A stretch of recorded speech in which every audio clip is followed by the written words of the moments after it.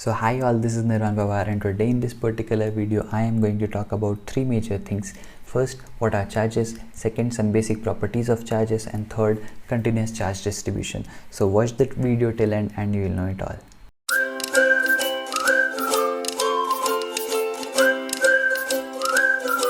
तो सबसे पहले देख लेते हैं चार्जेस क्या होते हैं, राइट। तो चार्जेस क्या होते हैं, चार्जेस के बारे में हम सभी ने सुना बहुत है, लेकिन जब इसको डिफ़ाइन करने की बात आती है तो बहुत सारे लोग कंफ्यूज हो जाते हैं and they usually do not understand in what ways to define the charges. How particularly I like to define it is, I'll say that charge is an entity which is capable of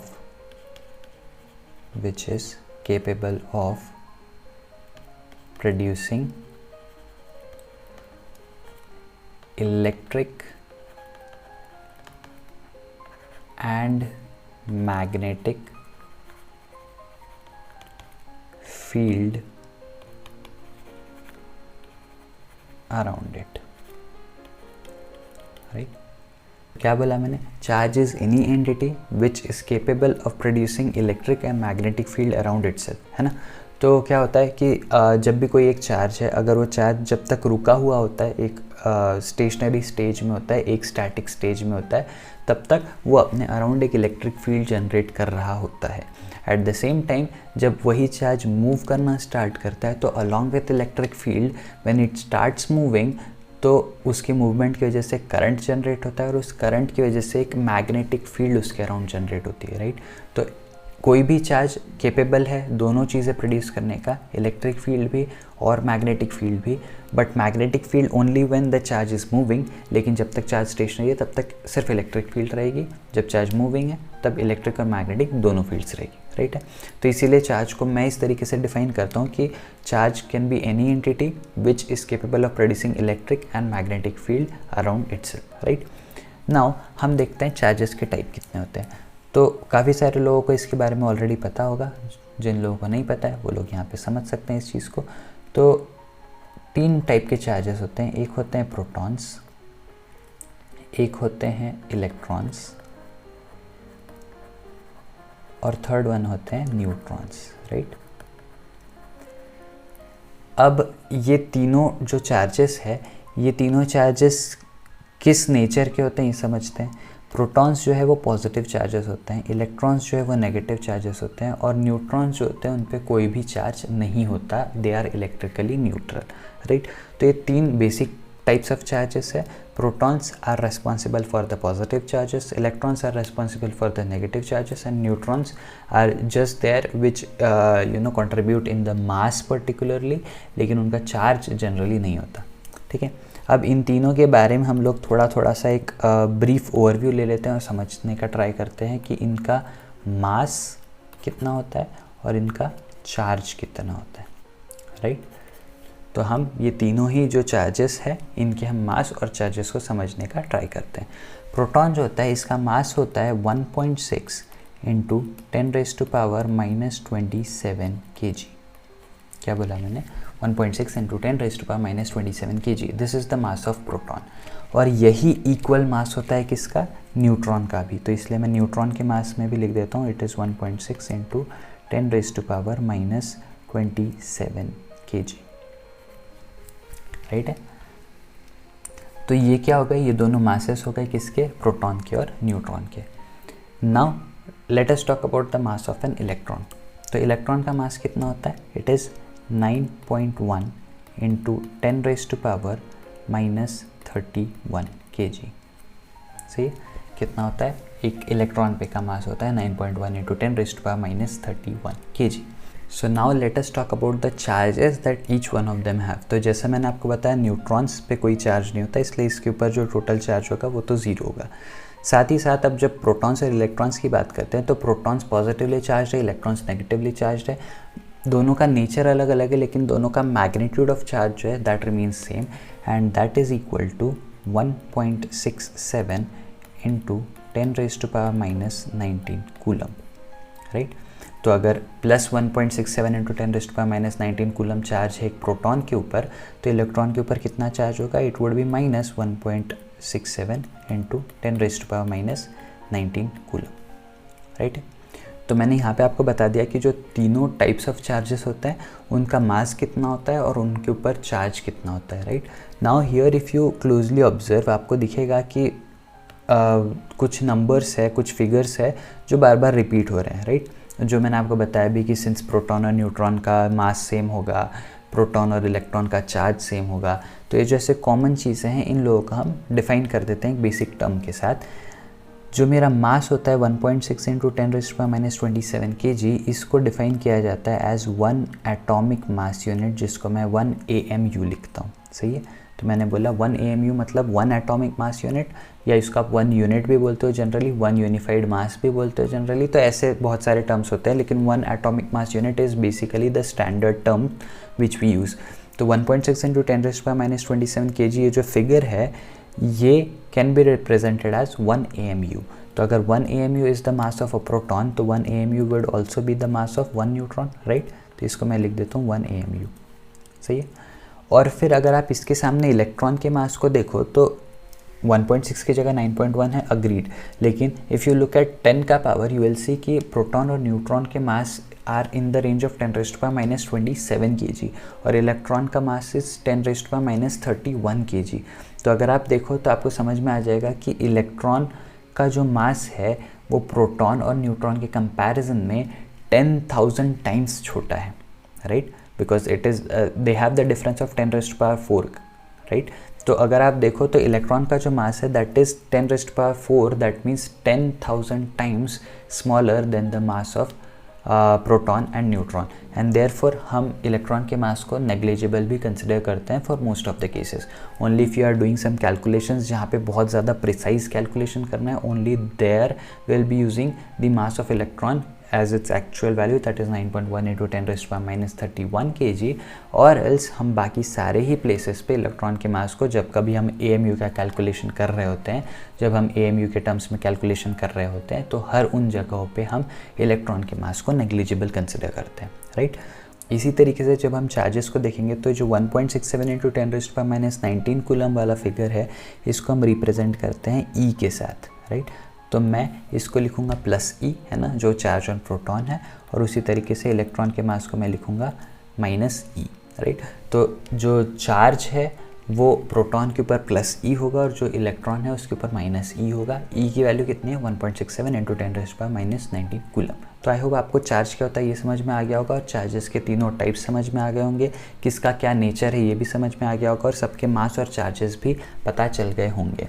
Now here particularly one very important thing that I would like to tell you is कि most of the times आपको question में ये सारे masses और charges की value bracket में question के and में दी हुई होती है, लेकिन देयर आर फ्यू इंस्टेंसेस जहाँ पे ये वैल्यूज़ गिवन नहीं होती, एंड इसीलिए I would recommend all of you to remember all of these values, right. इनको अगर आप एक बार याद कर लोगे तो आपको समझ में आ जाएगा, आप लोगों को याद हो जाएगा बहुत ईजीली, बिकॉज बहुत सारे नंबर्स तो रिपीटिंग ही है, लेकिन I want all of you to remember all of these values, because कहीं पे भी आपको न्यूमेरिकल में अगर नीड पड़े, अगर आप लोगों को आता है तो आप सिंपली वैल्यू पुटअप करके सॉल्व करना स्टार्ट कर सकते हो, राइट।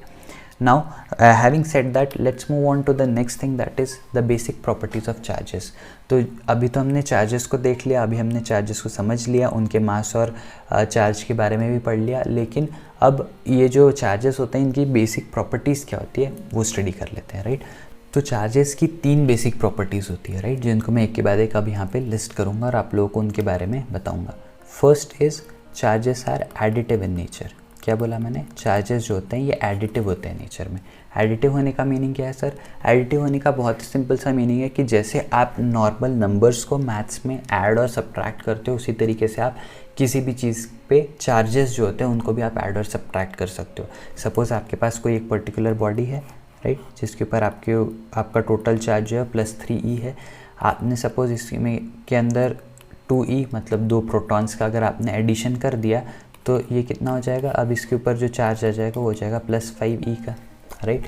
तो बेसिकली क्या हुआ कि जैसे आपने +3 में +2 ऐड किया तो +5 हो गया। तो जैसे आप नॉर्मल नंबर्स को ऐड करते हो उसी तरीके से आप यहाँ पे चार्जेस को भी ऐड कर सकते हो। इसी तरीके से it works the same for subtraction as well, कि अगर इस पर +3 का चार्ज है, अगर आप इसमें 2 इलेक्ट्रॉन डाल रहे होते, 2 नेगेटिव चार्ज ऐड कर रहे होते, -2e का चार्ज अगर आप ऐड करते तो आपका जो फाइनल वैल्यू होता चार्ज का, that would have become 3 - 2 that is +1e, right.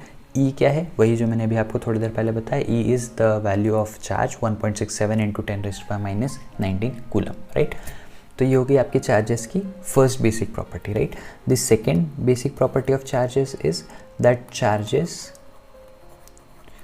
Are always conserved, right. इसका मतलब क्या हुआ सर, इसका मतलब ये हुआ कि कभी भी आप देखो तो यूनिवर्स में जो टोटल अमाउंट ऑफ चार्जेस है that always remains constant. Universe में बोल दो, किसी भी सिस्टम में बोल दो, किसी भी चीज़ में आप देखोगे तो total number of charges remain the same. Charges can not be created, charges can not be destroyed, but they can only be transferred from one body to another, right. तो अगर आपको कहीं ऐसा दिखता है कि कोई एक बॉडी है जो पहले अनचार्ज थी, फिर आपने उसको सपोज उसको रब किया या आपने उसको किसी भी तरीके से उसको चार्ज कर दिया, तो इसका मतलब आपने उसमें नए चार्जेस प्रोड्यूस नहीं किए हैं, या तो आपने उसमें क्या नेगेटिव चार्जेस निकाल दिए इसलिए वो पॉजिटिवली चार्ज हो गया, या आपने उसके अंदर नए पॉजिटिव चार्जेस डाल दिए किसी और बॉडी से लेके, इस वजह से वो पॉजिटिवली चार्ज हो गया। लेकिन एट दी एंड ये बात हमेशा याद रखना है कि कोई भी चार्ज कभी क्रिएट नहीं होता, चार्ज हमेशा एक बॉडी से दूसरे बॉडी में ट्रांसफ़र होता है, और उसी वजह से बॉडीज़ चार्जेस डेवलप करती है, चार्जेस जनरेट करती है खुद के ऊपर, राइट। तो अगर कोई एक बॉडी है उसके पास से नेगेटिव चार्जेस चले गए तो पॉजिटिव बन गई, कोई एक बॉडी जिसके ऊपर सपोज नेगेटिव चार्जेस आ गए कहीं बाहर से तो नेगेटिव बन गई, and so on and so fourth, right. तो इसी तरीके से बेसिकली आपको समझना बस ये है कि चार्जेस हमेशा कंजर्व्ड होते हैं, कहीं से भी नए चार्जेस आप प्रोड्यूस नहीं कर सकते। तो अगर आप कोई किसी सिस्टम को कंसिडर कर रहे हो, अगर आप किसी एक बॉडी पे नंबर ऑफ चार्जेस इंक्रीज़ कर रहे हो तो आपको दूसरी बॉडी जहाँ से वो चार्जेस आए होंगे वहाँ पे उसको डिक्रीज़ भी करना पड़ेगा, right. And the third and the last basic property of charge is that the charges are quantized, right. तो इसको मैं लिखता हूँ क्वांटाइजेशन। क्वांटाइज होने का मतलब क्या होगा कि एट एनी पॉइंट जब भी आप टोटल चार्ज देखो तो that would always be an integral multiple of E, ठीक है। एन क्या है, N is any integer, N is any integer, right. तो n जो है वो कोई भी एक इंटीजर है।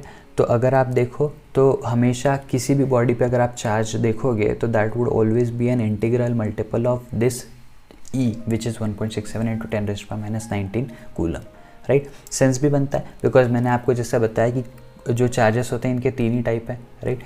Either it can be proton, electron और न्यूट्रॉन। न्यूट्रॉन है तो कोई चार्ज लाएगा ही नहीं। तो किसी भी बॉडी के ऊपर जो टोटल चार्ज है that would only be because of either proton और इलेक्ट्रॉन। अब प्रोटॉन और इलेक्ट्रॉन की वजह से जब भी चार्ज है तो हमेशा जो चार्ज ट्रांसफ़र होगा वो in the form of integral multiple of charges ही होगा, है ना, क्योंकि चार्जेस तोड़ नहीं सकते, आप चार्ज को छोटा नहीं कर सकते। चार्ज जो है वो जितना है उतना ही है। तो अगर एक चार्ज आया तो 1e का हो जाएगा टोटल चार्ज, 2 चार्ज आए तो 2e टोटल चार्ज हो जाएगा। तो इस तरीके से हमेशा जो भी चार्ज ट्रांसफ़र होगा बिटवीन एनी 2 बॉडीज़, या आप कोई एक पर्टिकुलर बॉडी को at any point of time उठा के देख लो तो उसके ऊपर जो टोटल चार्ज मिलेगा वो हमेशा an integral multiple of e ही होगा। This is known as quantization of charges, right. तो आई होप आप लोगों को ये सारी तीनों बेसिक प्रॉपर्टीज़ ऑफ चार्ज जो है ये समझ में आ गई होगी। With this I will move ahead to the last topic of this particular video, जहाँ पे we will be talking about the continuous charge distribution, right. तो कंटिन्यूस चार्ज डिस्ट्रीब्यूशन क्या होता है इस बारे में बता देता हूँ। कंटिन्यूस चार्ज डिस्ट्रीब्यूशन का मतलब होता है जब भी चार्ज किसी एक चीज़ पे या किसी एक बॉडी के ऊपर यूनिफॉर्मली स्प्रेडेड होता है, तो instead of counting and instead of taking that total charge, मैं उसको डिफाइन करता हूँ चार्ज पर यूनिट समथिंग के साथ। वो पर यूनिट समथिंग क्या होगा, that could be either 1 dimensional thing, 2 dimensional thing और 3 डायमेंशनल थिंग। क्या होता है और अच्छे से क्लैरिटी से बताता हूँ, ध्यान से सुनना। जो पहला कंटिन्यूस चार्ज डिस्ट्रीब्यूशन होता है उसको मैं बोलता हूँ लीनियर चार्ज डेंसिटी, राइट।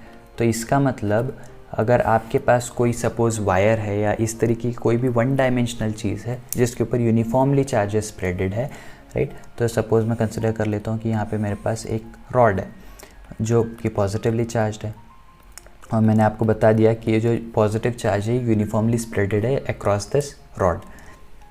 तो आपको पता है कि इसके ऊपर जो टोटल अमाउंट ऑफ चार्ज होगा वो तो कुछ ना कुछ एक वैल्यू होगी, लेकिन what if this rod is infinite in length और something that is very bigger, so I might not be interested in knowing the total charge on the rod, but I could only be interested in knowing how much charge is there on a particular unit length of that particular rod, है ना। तो इसीलिए suppose अगर इस rod की total length L है और अगर इसके ऊपर का जो टोटल चार्ज है वो Q है, तो मैं डिफ़ाइन करता हूँ लीनियर चार्ज डेंसिटी को in the form of lambda, जिसमें मैं लिखता हूँ it is equal to the total charge divided by total length of the rod. सही है। तो जहाँ कहीं पे भी आपके चार्जेस यूनिफॉर्मली डिस्ट्रीब्यूटेड होंगे अक्रॉस वन डायमेंशन, वहाँ पर मैं टर्म यूज़ करूँगा लीनियर चार्ज डेंसिटी का, और उसको मैं लिखूँगा कि total charge in that particular one dimensional thing, right, it could be a thread, it could be a rod और it could be anything like that, उसको आप डिवाइड कर दो by the total length of that particular element and you will get the linear charge density. और ये linear charge density का use कहाँ होता है, ये आपको आगे चल के जो डेरिवेशंस हम करेंगे उसमें आपको इन सारी चीज़ों का यूसेज मिलेगा, और वहाँ पे आपको समझ में आएगा कि ये लीनियर चार्ज डेंसिटी और बाकी जो भी मैं बाकी की दो चार्ज डेंसिटीज़ बताऊँगा उनका यूज़ कैसे करते हैं, right. The second thing is, जैसे मैंने अभी बताया linear charge density is one dimensional, उसी तरीके से अगर ये टू डायमेंशन में चार्ज डेंसिटी मैं चेक कर रहा हूँ तो उसको मैं बोलता हूँ सरफेस चार्ज डेंसिटी, राइट। तो यहाँ पे मैं लिख रहा हूँ second type that is surface charge density, right. Surface charge density का मीनिंग क्या हुआ, सरफेस चार्ज डेंसिटी का मतलब हुआ सपोज आपके पास एक शीट है, right, this is a two dimensional sheet, इसके ऊपर भी अगर यूनिफॉर्मली चार्जेस स्प्रेडेड है और मैं चाहता हूँ कि मैं इसकी surface charge density find out करूँ, तो मैं इसको रिप्रेजेंट करूँगा किसके साथ, मैं इसको रिप्रेजेंट करूँगा सिग्मा के साथ, और मैं लिखूँगा this is equal to total charge on the sheet, right. तो अगर सपोज इसके ऊपर चार्ज Q है और इस शीट का एरिया जो है, इस शीट का एरिया इज़ A, ठीक है, तो मैं बोलूँगा total charge on this sheet divided by total area of the sheet will give me the total surface charge density of this particular sheet. सही है। तो again it is very much same, है ना, जैसा लीनियर में आपने total charge divided by total length बोला, surface में आप total charge divided by total area बोल दोगे, जो भी एरिया है उस पर्टिकुलर चीज़ का या total surface area, right. And the third one is volume charge density, right.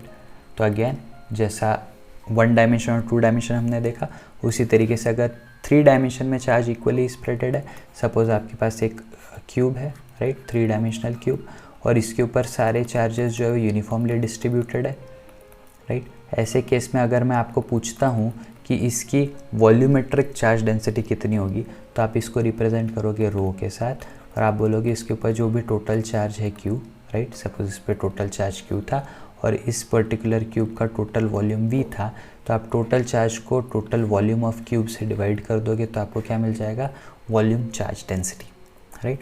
तो कंटिन्यूस चार्ज डिस्ट्रीब्यूशन का मतलब क्या है कि जब कभी आपके चार्जेस यूनिफॉर्मली डिस्ट्रीब्यूटेड है अक्रॉस आइदर वन डायमेंशन और टू डायमेंशन और थ्री डायमेंशन, उन तीनों ही केसेस में हम लोग उसकी लीनियर चार्ज डेंसिटी या सरफेस चार्ज डेंसिटी या वॉल्यूम चार्ज डेंसिटी कैलकुलेट करते हैं, एंड देन ये जो चार्ज डेंसिटी हमने कैलकुलेट की हम इसी को यूज़ करते हैं for the further derivations that we are going to do.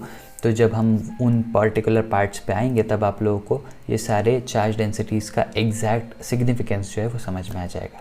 तो आज की इस वीडियो में हमने कवर किए 3 major topics. First, what are charges, और हर एक चार्ज जो है, तो जो तीनों टाइप के चार्जेस हमने देखे उनमें हमने सबके मासेस और चार्जेस को भी स्टडी किया। The second topic that we studied was the basic properties of charges, तो चार्जेस की जो 3 बेसिक प्रॉपर्टीज़ होती है हमने उनके बारे में स्टडी किया। And the third one was continuous charge distribution, जहाँ पे मैंने आपको linear charge density, surface charge density और वॉल्यूम चार्ज डेंसिटी क्या होता है ये बता दिया। I hope this video helped you, and I'll see you again in the next video. Till then, be happy, be safe, take care, bye bye.